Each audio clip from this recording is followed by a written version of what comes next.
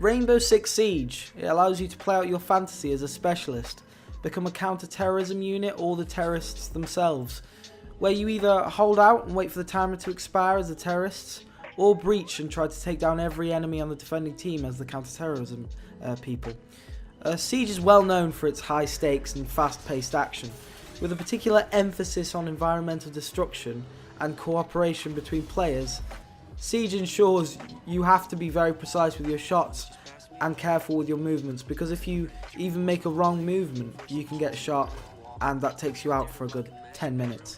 The gameplay design is actually heavily based on real-life study of counter-terrorist operations, which allowed the 150-person team to detail every particular option a specialist has in these situations, including grappling up buildings, remote detonating walls, scouting with RCs, or shooting their way in through the main door, with many different modes that you can play through, the more classic being hostage or bomb modes, allow time for a defending team to fortify their areas before the attacking team begins their assault, whilst the more intriguing game modes such as Terrorist Hunt, which was taken from a previous installment of the game, has you face waves of NPCs. Other such game modes include Outbreak, which has you up against heavily mutated forms of humans, adding a much needed spice into a game once you get bored of the repetitive classics. Rainbow Six Siege is a new and refreshing take on a once dying series, with a concept that has never caught so much attention before this point.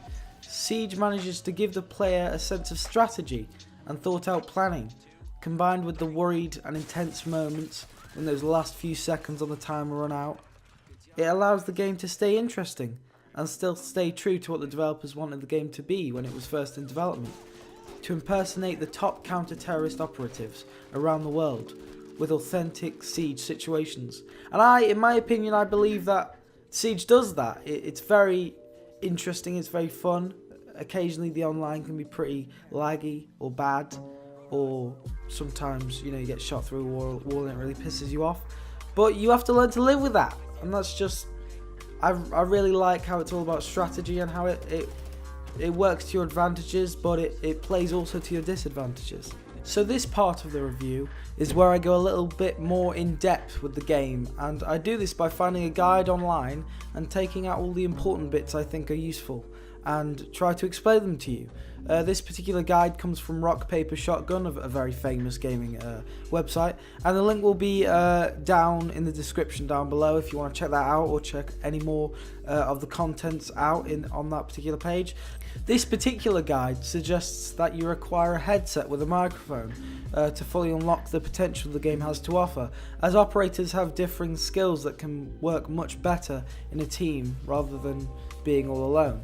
And that is why communication and coordination between your team is very important in this game. For things like breaching doors at the same time or timing your shots perfectly, it can definitely give you a much needed relief in combat if you know for sure the man behind you understands fully that you're low on ammo and will soon run out. So he'll probably throw an ammo bag down to support you, hopefully. Some good habits they suggest include not running about and pulling up your sights instantly when you spot an enemy, as this is a good way of getting yourself killed very quickly, as running and pulling up your sights is a lot slower than them just hiding and pulling that sight straight back up and shooting you, and you're instantly dead for like a good 10 minutes. Find a sight that you are comfortable with, that's preferably not a laser point because they can obviously see the red glow.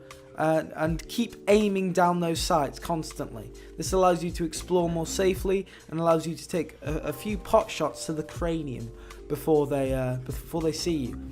For the attacking team, patience is key, and if you're storming, then try to use an unorthodox approach, such as coming in from above, as he suggests that many players actually don't look up most of the time, so that's a perfect location for you to breach. For the defending team, it is important to know your role. Some operators have skills oriented to defending the objective, whilst others will try to pick off enemies or attack them by surprise. To end off, he says that you shouldn't be too disheartened if you die too quickly, as it's good to get that experience so you don't fall for it again. Once you feel more confident about it, you can check out their guides on characters or maps in the contents above on their website. So that was my review for Tom Clancy's Rainbow Six Siege. I hope it helped you understand more about the game and maybe has persuaded you to or not to buy the game. Comment down below what you thought of the video and subscribe, it helps me out a lot. And I will see you in the next video. Goodbye.